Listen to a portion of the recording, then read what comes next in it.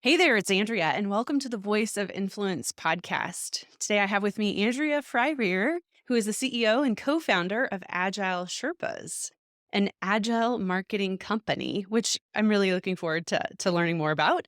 So, Andrea, welcome to the Voice of Influence podcast. So excited to be here. So, first of all, how fun that we have the same name. Just have to say that first. Do you like your name?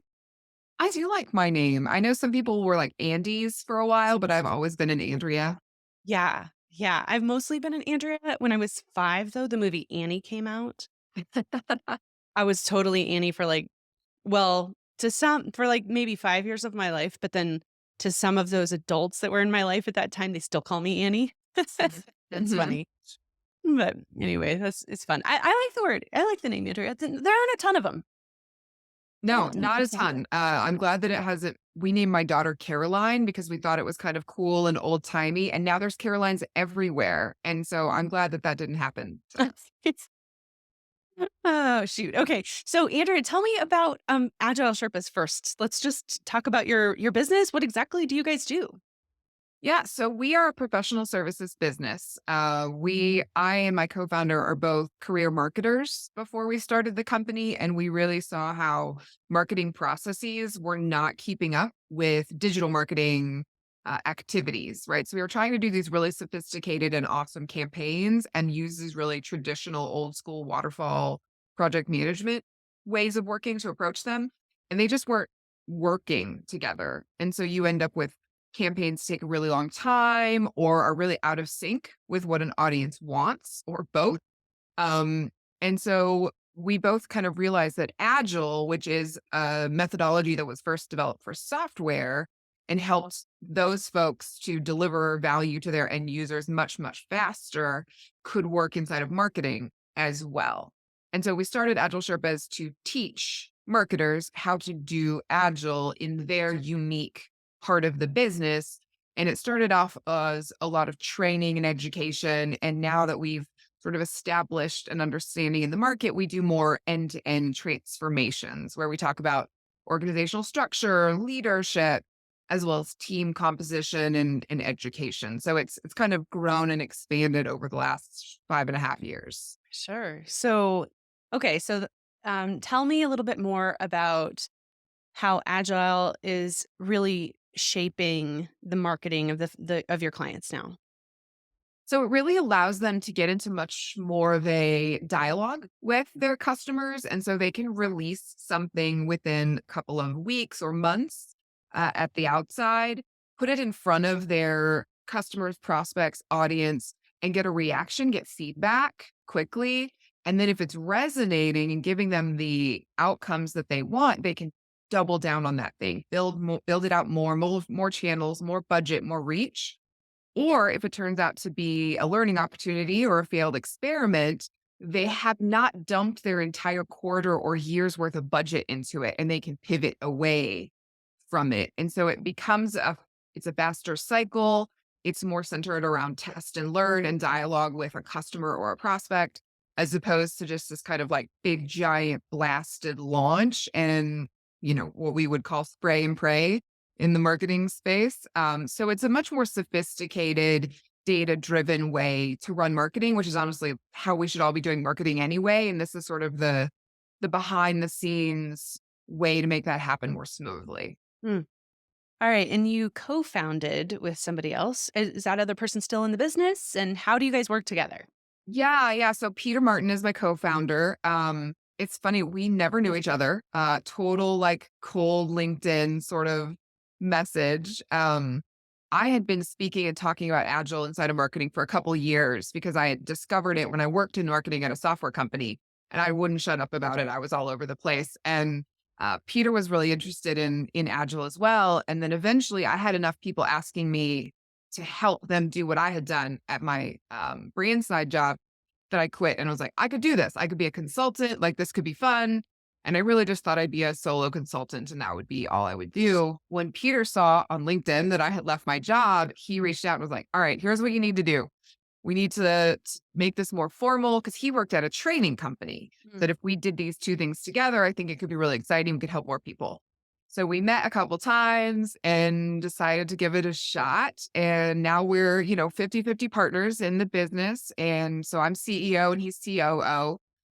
We're very, very different people, but it's a really nice balance in partnership. He's very focused on execution and making the trains run on time. I'm the big ideas person, so it balances really nicely. Mhm, mhm.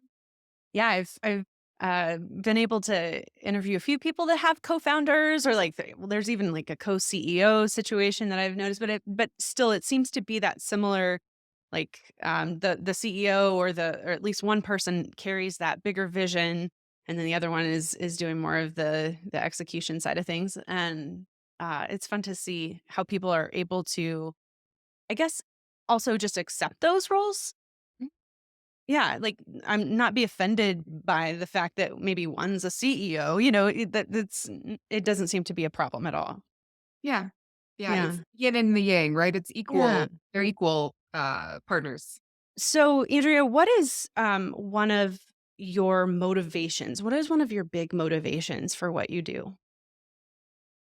There's definitely 2 that kind of make me excited to go to work every day, and one's the people that we help.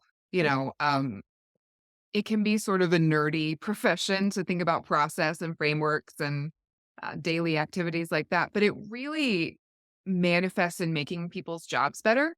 Like, they're less stressed, they feel more engaged, they have more autonomy in their jobs when they work in an agile environment. So bringing that to people is enormously rewarding. I got to see it firsthand when I was a trainer. I used to be the only trainer, and so I would be out on the front lines with clients. I don't see it firsthand as much, but I still hear it from our frontline trainers these days, and I know that it's it's a great thing to do to make people's professional lives better because we spend so much of our time at work. So that's definitely one, and the other is just as the business has grown, the people that have come to work here are amazing, like so smart, so engaged and committed to our clients. It's really just awesome to work with them and to be this is my first business, my first CEO role, and to have people who are willing to trust me to lead a business and are excited to work at Agile Sherpas with me at the helm is like deeply meaningful and it's a role I take very, very seriously. So those 2 things together, I mean, I really just love my job right now. Hmm, gosh, that's awesome. And how does Agile kinda work its way into just the functioning of your own company? We are super agile. We try to walk the walk of everything that we teach our clients. So we've had this year, we've been doing our own version of stand-ups, which is a core agile ceremony where everybody stands up, right? It's different now that we're all on Zoom. It's not quite the same deal, but and talks about, what they're doing, what they're working on, what roadblocks they have. We've modified it a little bit as the team has grown. We're actually transitioning next year to not doing everybody because we're too big and the meeting takes too long. You'd have to go But around the whole circles, take Mhm. yeah. Mhm. Yeah, but we're going to departmental stand-ups, which is more common, right, as teams grow. And we have retrospectives, we have Kanban boards, everything that we practice what we preach for sure. Even down to kind of empowerment, autonomy. These are part of our core values, and we've tried really hard to make sure that stay embedded as the team has grown. We've gone from it was Peter and I at the very beginning, and now we've just hired like our 21st person in 5 years. We've grown like that, so we've tried to keep that core intact as we've gotten bigger. And I would love to hear you talk a little bit about autonomy. It's an interesting concept. I'm wondering how that plays out for your team. Yeah, I mean, I think a good example is that each time we have a customer come in, they will engage with us to do some combination of coaching, training, and consulting. And we have sort of the Agile Sherpas way. This is our approach to coaching. This is our approach to training. This is our approach to transformation. And people are expected to sort of operate within those guardrails, but the exact way that they show up for our clients is very much up to them. And hardly a week goes by when we don't see a Slack thread that somebody says, I built this board for a client, right? Because they had this very specific question, or we came up with this like unique approach to solving this problem. So here's a board that we built for this client to help them, right? And they have that ability to do that. And it's great because they feel ownership over the client engagement. The client gets what they need. And then it just constantly builds out our library of things that the next person can use. They don't have to reinvent the wheel every time, which, when I was training, the only Sherpa, the only trainer, I would have to do all of that every time somebody needed something, right? I had to Yes. build it, I had to figure it Right. out. And now we have this great group of people that it's like 90% chance somebody else has built that thing. And if not, go build it, right? And then everybody else will have it. It's just a kind of frontline example of autonomy in action, I suppose. Yeah. Love that concept and that idea. Okay, so questions for you as like kind of the CEO. What has been one of the biggest factors in your company's success that you think? Oh, we really hit kind of a zeitgeist moment where marketing was ready for agile. I know folks that are more focused in like HR agility, for instance, and they've been a little bit slower to catch on in that part of the business, whereas marketing has been like they were ready and we were there at the right time, and so that's been a lot of a factor for sure. Um, I think also that we're a content first business. So I was a content marketer and a content strategist in my previous life. So we got started by me just writing blog posts all the time and just being very transparent, not trying to hold anything back. Here's how you do this. Here's what I know. Here's how you could solve this problem. If you don't ever want to pay us to help you, like you could read this blog post and probably get 70% of the way there, by yourself. Um, and people have grown to trust and know us because we're so forthright and open with what we know, and we try to share knowledge, and that continues, you know, to this day. The Sherpas do podcasts and presentations, and we try to share what we know. And I think that's really been a huge factor for us as well. It's kept our customer acquisition costs super low. We've grown purely through inbound marketing leads at this point. We're just really now starting to make our forays into outbound sales for the first time. So that's been a key factor for us as well. Hmm. When you are hiring, do you have any fun questions that you like to ask? I don't know about fun questions. We talk a lot about, how did you come to Agile? People have really interesting paths because a lot of our folks started out as marketers and then they stumbled upon Agile in one way or another. That's really often a telling question for me is how'd they get here and what's made them want to become a trainer or a coach instead of a marketer. Like that's a jump. And understanding why people want to make that transition, I think is really an interesting story, and it's a good way to get to know people. We always want people who are growth mindset, they want to learn and grow and expand their horizons. And usually you could hear that or not, in the story of how they came to agility. Hmm. What is your number one challenge as a CEO looking into 2023? Whew. It's really starting to keep an eye on balancing our growth with sort of stability. Um, at this point, it's just been we keep having way more demand than we can satisfy. And so it's just find the great people that we can find so that we can meet the demand. Like it's always just kind of putting the next piece of railroad track down, like so the train can keep going, right, all the time. We're we're still a little bit in that mode, but it feels like we're a little bit farther ahead of the train now. And so we can pause and think, okay, is this the right rate of growth for us? Where do we actually want to be? I would have never expected to be a $5 billion business when we started. And now it's like, okay, how much farther do we actually want to go? Right? Do we want to be kind of that small giant thing where we don't want any, we're going to maintain, we're happy where we are? Or is it like, let's see how far this thing will go? And I think that's the almost existential challenge for me right now is what do we really want? What's good for our people? What's good for us as co-founders? What's good for our clients? Yeah, and balancing all those things now. Yeah. Have you thought about like what factors you're looking into to determine that? It's hard to balance them all because there are a lot of considerations. In some ways, like, growth is just fun, right? And Yeah. it's fun to just grow and see how far it'll take us. Um, but I do know a lot of other CEOs and entrepreneurs who have burned out doing that if they don't have a good reason. Like, growth for growth's sake is eventually kind of a toxic thing to be trapped in. Mhm. So I don't know exactly what all the factors will be. Like I said, we've got amazing Sherpas that work for us now, and um, some of it will be what's good for them and what's good for the employees and the company overall. Yeah, it's definitely still a topic that I'm noodling on, if you get Sure. to. Yeah, no, that I just wondered if you what you had thought of already because that is a really important thing to consider and I'm sure there's lots of different factors that you could take into consideration. But what do you see as the greatest opportunity for mid-market companies in 2023? Growing companies.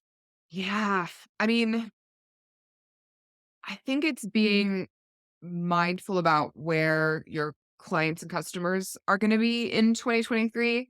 We're all B2B. And so we're kind of keeping our eyes on the macroeconomic factors that are coming into play. We tend to not be necessarily hit by economic downturns because we help people be more efficient with what they have, right? Make your budget, make your people go farther with better process. And so we haven't historically been hit by that, but we're trying to be really planful about how we can support people in lots of different ways, right? So training can be delivered live with a Sherpa teaching you this way. Could be asynchronous through more like recorded online offerings. And so, how can we broaden what we offer to kind of meet people where they are with the hope that even if they had to engage at like maybe a lower price point, now they would come back because we gave them value once their budgets kind of return to full strength. So, I think just it's beyond just, like, battening down our own hatches and worrying and trying to cut costs, but, like, what can you do to repurpose and reframe the way that you engage with people in case you need to? Yeah, I'm hearing that also from even the B2C CEOs. They're saying kind of the same thing. What can I do? What can I bring to the market that would be even a lower price point to hit those folks that are gonna be struggling? Um, Interesting. Okay, so what insights or advice do you have for other CEOs who are working to double their revenue? You know, they're working on that high growth. What insights or advice do you have for them? I would say, especially, anybody who's in a similar path like me where you're newer to the CEO chair is just, like, don't be afraid to ask questions and keep learning. And, my team, of course, knows I'm a first time CEO, and there's times when I will admit to not knowing something and, I'm gonna go learn, I'm gonna go find out. And, I went to like a 5-day kind of um high growth CEO boot camp back in October, which was just like amazing. So hard to take yourself out of the business for 5 days, but Yeah, so important. Um, and so I would say like taking time for those things regularly, not just once a year, but often as you can do it because it pays exponential dividends, on the end, and just I think, maybe this isn't true and people who are more experienced would contradict me, but I feel like even if you've been doing this type of job for decades, there's always something else, right? I mean, COVID, nobody knew how to do COVID, and we still absolutely. had to do it. So, yeah, I think just being that committed to lifelong learning is key. So building organizational infrastructure to sustain high growth. This is kind of your thing anyway. Uh, that can be a challenge because so what obstacles have you faced in that process and what has your company done well? You kind of already touched on this, but I'm just curious if you have any other things that you want to share. Yeah, I think it is moving outside of our comfort zone in some ways. So like I said, we've been highly content and inbound focused, and that's comfortable for us. Kind of we know how to do that, and we could have continued to just rely on that and grown at whatever rate our our inbound would allow. But it's been really cool and interesting to think about what organizational processes and systems we need to support a more outbound model. And that's been from, hiring people to establishing different tool sets and playbooks and things like that that will enable us to just have conversations. We're used to talking to people who know Agile, love Agile, and it's really just like, how can you help me do it? But getting ready to talk to people who are maybe skeptical about Agile or that we have to do a bit more convincing. Yeah, we've just had to think about processes and tools and things that are different. Yeah, And like what that's education do they need on the front end yeah, before they become yeah. yeah. And so getting all those things in place. And every time so that's like almost a whole new function for us, right? Coming in the building, which creates like, okay, well, then how do I connect those people with my trainers who are going to be the ones delivering whatever is sold, right? To make sure there's strong alignment. And then it's just more complexity on how do you onboard those people Mm, and integrate them into a culture of agilists, right? Who a salesperson isn't necessarily going to come from an agile background. And so yeah, it's just realizing all the underlying kind of non-sexy systems have to be there to support those people too. sure, the sales to delivery handoff sort of thing. Yeah. Yeah. So have you had to deal with that a whole lot yet, or is that just still in the future? We've had a little bit. This year we started doubling down on online learning. So we brought in like learning solutions management. We have a new head of product who's focused on the online world. And they're not strictly agile in the same way that our client facing Sherpas, right? Live, breathe, Mm, bleed agile all day, every mhm, day. And so while those non-client facing hires know we're an agile business and they understand agile values and they enjoy working in that way, it's just been a bit more um, diversity in points of view and mm, ways of level of understanding, right? And so it's been good to have to like re-articulate, right? A lot of our like this is why we work this way. This is the importance of this to us as an organization. So it's happened a little bit. I think it'll just keep happening as we grow and have more and more people in the organization. mm. I think I saw on your website that you certify your Sherpas. Is that right? Or you Yeah. certify people Yeah. in that can you tell us a little bit about, like, what you like, how did you decide what was gonna be a part of that certification? It depends a lot on the way that the Sherpas engage with clients. And so if you're more of a training focused person, you would get certified in obviously agile marketing as well as probably facilitation and things like that. Our Sherpas that focus more on consulting, they tend to get certified in things like systems coaching or enterprise design, things like that. So it's a pretty tailored kind of Mhm, path, and they are always learning as well, so we don't necessarily have it as a prereq, but as they grow in their role and as they wanna broaden their own, um, role in the company, right? You wanna kind of move up the ladder, so to speak. Those additional trainings, are part of their professional development, and it grows and evolves all the time. mhm. And did you and your co-founder design this, certification process? Yeah? Well, yes and no. So I helped to write the first agile marketing certification that's internationally recognized in partnership with a third party accrediting body called IC Agile, the Mhm, International Consortium for Agile. And they do all kinds of certifications, and we help to write the marketing specific one. And that's what we continue to train our clients on, as well as now we do leadership and business agility more broadly. So, not just inside of marketing, but any kind of non technical function. mhm. Uh, and so, yeah, so we think it's important to have that third party perspective and it's not just like a thing we made up. Um, but yeah, we partnered with them and continue to do a lot of trainings through them.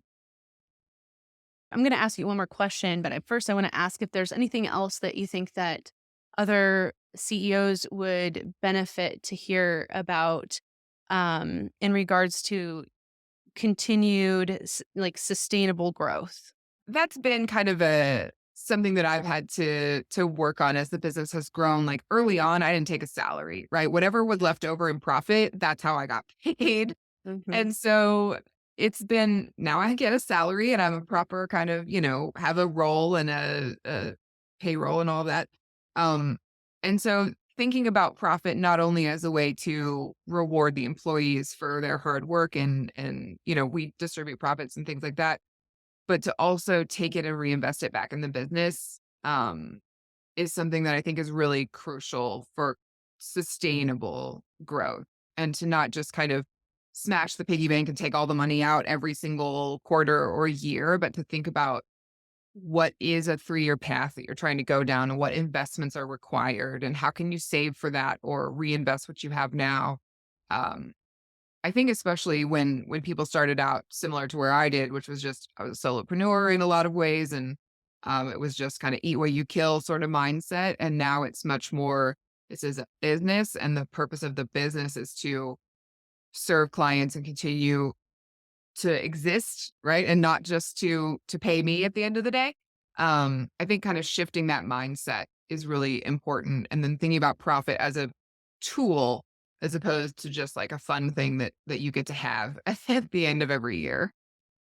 I like that you so I like the shift in mindset comment. I'm wondering if there was any if you had any, like, personal shifts in mindset from starting out as a solopreneur to now being the CEO of a company. Yeah, I mean, so many. I feel like I still have them like on a weekly basis Yeah. still. Really it was when, like, we brought on our first couple of full-time employees, and it was this sense of responsibility to other people. Before, if things hadn't worked out, right, Peter and I would have shaken hands and kind of gone our separate ways and be like, "That was a fun try," like, we'll all go back to getting, regular W-2 jobs and whatever. But now, I mean, there are dozens of people who depend on Agile Sherpas for their livelihoods and their families' livelihoods. And that was a big, like, oh, wow, kind of shift. And then also, our second hire was somebody to oversee training. And so it took me completely, removed me from that like daily client. I talk to every client all the time, right? And now I don't talk to every client ever. And so being able to like find somebody that I could trust to hand that to was a really tough moment, but it was transformational, not only for me to be able to actually have time and brain space to become a real CEO and not just one in title only, but to also unlock growth for the business because Ross Libby, who is our head of training and is just phenomenal, really like can focus on that all day, every day and enabling his team and empowering and upskilling his team. Whereas I can focus on the business. Like that's a great, again, kind of feel like your job splits continually and pieces of it go off and become totally different parts of the organization, which is hard in the moment and then amazing when it works. And that's just been over and over and over again as we've grown. Hmm. Oh, so I'm gonna ask you one more question, but first I wanna ask, where can people find Agile Sherpas and you online? AgileSherpas.com is easy peasy to find. We have tons of free resources on there too. Like I said, we're very content focused. So if people are interested in what agile marketing looks like, we have quick start guide and all kinds of stuff that you can get for free there. Also, Andrea Fryrear is an unusual name, so I get that handle in all the places. I'm most active on LinkedIn. You can also find me occasionally, like on Twitter. I'm at Andrea Fryrear. Um, Instagram, same thing. I'm easy to find. It's cool. Okay. So this is the Voice of Influence podcast. So people who want to have an impact and make a difference. Um, like, what last piece of advice would you give somebody who wants to have a voice of influence? I would say don't get hung up on kind of traditional points of view on what a CEO or what influence or what anything is. There's lots of paths to places. There's lots of ways to accomplish things. I would have never told you I was going to be an entrepreneur or a CEO, but it's the most rewarding and amazing job. And I'm totally unemployable now. I will never be able to work for anybody else again, but it was such a weird and winding, circuitous path that got me here, and so I think that's something that I would really say, don't worry too much about this traditional or stereotypical way to get anywhere. There's lots of ways to get there. And if you're just committed to learning and growing, then there's no limit to what you can do. Mm, great advice. Well, thank you so much, Andrea Fryrear, for being here and being a voice of influence for our listeners. And yeah, good luck with the future. Thank you so much. Thanks, Andrea.